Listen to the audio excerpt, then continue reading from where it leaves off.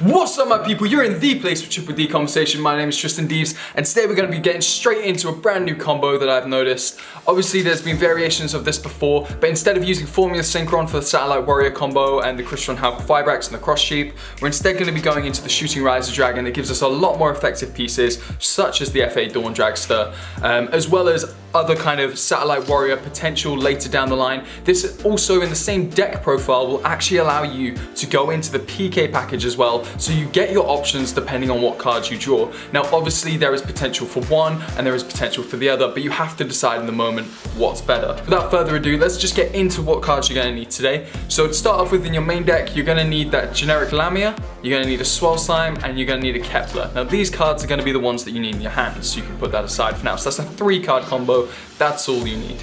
You're then going to need Copernicus in the deck, then Ragnarok, then another Copernicus, a Lamia, a Necro, a Copernicus, and a Gate. Now, this last Copernicus that is in the deck doesn't need to be a Copernicus, it just needs to be a level 4 monster. And obviously, depending on what you're going into from Shooting Riser Dragon, it will determine what level this monster needs to be. So for your extra deck, you're going to need one FA Dawn Dragster, a Shooting Riser Dragon, a no-named Gilgamesh. If it doesn't have the name, it doesn't live up to the hype. Simple as that. You're also going to need your Borreload Savage Dragon, you're going to need your Crystron Halqifibrax, a Curse King Siegfried, a Flame High King Genghis, a Gust King Alexander, a Cross Sheep, and a Flame King Genghis. So that's everything that you're going to need. We're going to put these just here so you guys will always be able to see what cards I'm using and when. The hands today, I'm actually going to have the hands here for now. So it's just easier to see for you guys itself. So to start off with, you're going to want to go for that normal summon of 7 Kepler. It's going to add you that Gate to the hand, and then you're going to set your Gate. I'm going to just set it straight up in the center here. Activating Gate, it's going to give you Copernicus, and you're going to add that to hands. Now you're going to use the Swell Slime and the Lamia as we normally do for the Flame King Genghis summon to the field. On the Flame King Genghis summon, you're going to use that Swell Slime, and then you're going to get Copernicus added to the field, triggering Copernicus effects, sending a Necro Slime to grave, triggering Flame King Genghis, bringing back your Lamia. Now at this point, you simply want to go into Cross Sheep using your pendulum materials, and once you've done that, you're going to go straight into Gust King Alexander. Now the placement of this on the board at this point doesn't matter, but just for scenario's sake, I'm going to stick it on the left-hand side, because at least you could activate Cross Sheep's effect if your opponent was going to bait you out on this next move. So you can then go for your Necro Slime and Flame King Genghis, the banished from the graveyards, to get that fusion summon of your Flame High King Genghis. Obviously at this point you have options. You could either activate Cross Sheep or you could activate Gust King Alexander. I'm going to use Gust King Alexander's effect from the summon of Flame High King Genghis, bringing back the Lamia. Lamia and Gust King Alexander will go together for Curse King Siegfried. Now you'd think we'd put it here, but instead we have to put it in either these spots. The reason being is because we're going to want to trigger the effect to bring back the Gust King Alexander, which is going to trigger the Cross Sheep's effect, bringing back the Lamia. Now at this point you can go for the Lamia and the Cross Sheep for a Crystron Halqifibrax, special summoning a Lamia in defense position. Just going to go straight away into that Borreload Savage Dragon.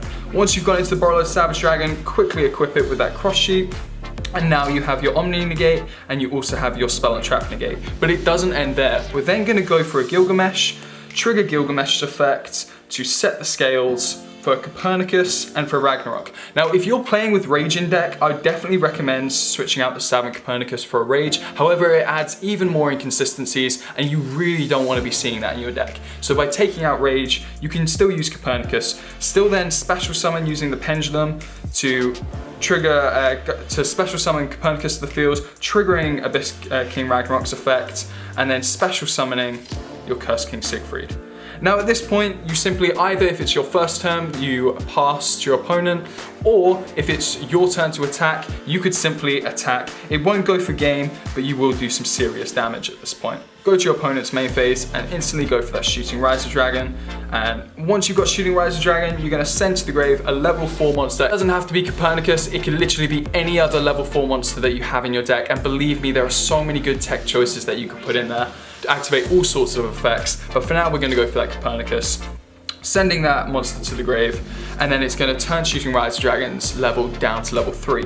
Then, on the same turn, you can quick effect, go into the FA Dawn Dragster, and now you have yourself Copernicus back in the extra deck graveyard, so you can actually utilize that for your next turn for here if you need to send a Necro Slime to grave. Not only that, you now have one Omni Negate, another Omni Negate, and you also have your Spell and Trap Negate. So although you could obviously do a Satellite Warrior play if you use Formula Synchron instead, I just don't believe Satellite Warrior has the potential it used to. It has to target monsters, and today's monsters, as soon as a boss monster is out there, it doesn't get targeted as often. So things like that, I just believe having the multiple negates as well as the spell trap does give you a better board to end off with. Not only that, but when you look in your graveyards, obviously you got the Shooting Riser Dragon, that's not coming out of there, but you have your Copernicus for maybe material later, you have your Flame Hiking Genghis, a Gust King Alexander, a Lamia, and another Lamia. Now not only with this combo can it just be done like this, but you can even use Satellite Warrior in your deck. If you have one more card, it changes the entire thing, and I'm going to be showing you these combos throughout the week, just how many different scenarios you could pull in your hand to actually display this board almost every time, but also display it with a potential for Satellite Warrior, or even bringing out three negates and your Satellite Warrior at the same time.